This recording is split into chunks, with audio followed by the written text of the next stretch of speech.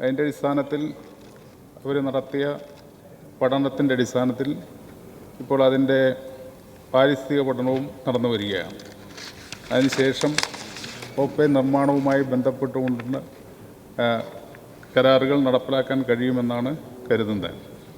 Rope പദ്ധതിയുമായി ബന്ധപ്പെട്ട് ബഹുമാനപ്പെട്ട കേരള ഹൈക്കോടതി സ്വമേധയാ എടുത്ത കേസ് വന്യജീവി വകുപ്പിൻ്റെ അഭിപ്രായം അറിയുന്നതിനായി നിലവിൽ പെൻഡിങ്ങിലാണ്.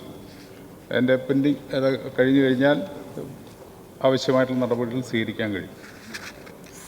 2023-24 വർഷത്തെ ബജറ്റ് പ്രസംഗത്തിൽ എരുമേലി മാസ്റ്റർ പ്ലാനിനു വേണ്ടി 10 കോടി രൂപ വകയിരുത്തുകയും തുടർന്ന് എരുമേലി മാസ്റ്റർ പ്ലാൻ വിഭാവനം ചെയ്യുന്നത് സംബന്ധിച്ച് ചർച്ച ചെയ്യുന്നതിനായി ദേവസ്വം മന്ത്രിയുടെ അധ്യക്ഷതയിൽ 6/6/2023 യോഗം ചേർന്നത്. പ്രസ്തുത യോഗത്തിലെ തീരുമാനപ്രകാരം എരുമേലി മാസ്റ്റർ പ്ലാൻ തയ്യാറാക്കുന്നതിനായി ഒരു കൺസൾട്ടൻസി സ്ഥാപനത്തെ കണ്ടെത്തുന്നതിനുള്ള താൽപ്പര്യപത്രം ക്ഷണിക്കുന്നതിന് തിരുവിതാംകൂർ ദേവസ്വം ബോർഡിനെ ചുമതലപ്പെടുത്തുകയുണ്ടായി.